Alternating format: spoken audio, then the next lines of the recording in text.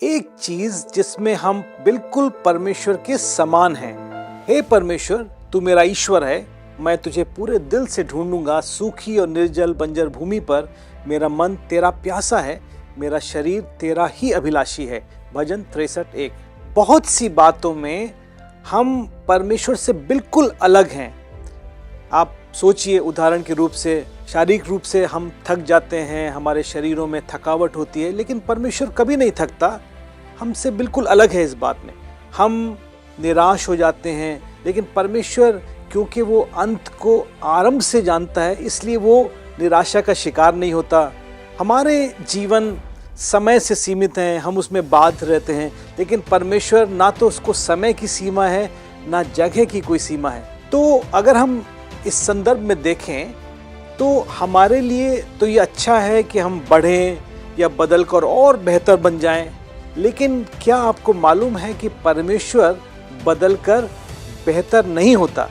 आप सोचेंगे ये कैसी बात है, लेकिन ये सच है, क्योंकि परमेश्वर कभी भी बदलता ही नहीं, क्योंकि परमेश्वर वो खुद शुरू से संपूर्ण है। प्रभु यीशु मसीह जब इस पृथ्वी पर थे तो वो अपने स्तर में बढ़ते गए, ऐसा लिखा हुआ है। लेकिन यह भी लिखा है कि प्रभु यीशु मसीह पूरी रीति से संपूर्ण भी थे, क्योंकि उनके अंदर परमेश्वर की पूर्णता निवास करती थी। कुलुस्सियों 2:9 में ऐसा लिखा है। तो बाइबल हमसे कहती है कि हम परमेश्वर के स्वरूप में बनाए गए हैं, इस कभी ना बदलने वाले परमेश्वर के स्वरूप में। लेकिन फिर भी हमारे अंदर वो भरपूरी नहीं है जो परमेश्वर के अंदर है।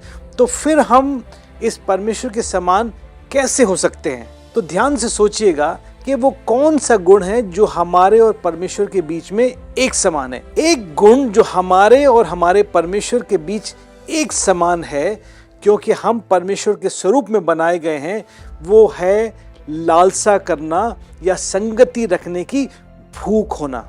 देखिए, परमेश्वर के अंदर बड़ी लालसा है, अभिलाषा है कि वो अपनी सृष्टि के साथ संगति करे। वो सृष्टि कौन है? वो सृष्टि हम और आप हैं। इसलिए परमेश्वर अदन की वाटिका में जब उसने आदम और हवा को बनाया तो उनसे बात करने जाता था, उनके साथ चलता फिरता था, उनके साथ संगति करने की उसके अंदर बड़ी लालसा थी। और ये लालसा जो होती है वो इसलिए होती है कि कैसे हम अपने सृष्टिकर्ता परमेश्वर के साथ संगति रखें और उसके और नजदीक रह सकें। बाइबल हमको बताती है पहला यूहन्ना की पुस्तक में कि अगर हम बोलें या ये दावा करें कि हम उसके साथ संगति में हैं, लेकिन अभी भी हम अंधकार में चल रहे हैं, तो हम झूठ बोल रहे हैं और हमारे अंदर सच्चाई नहीं है।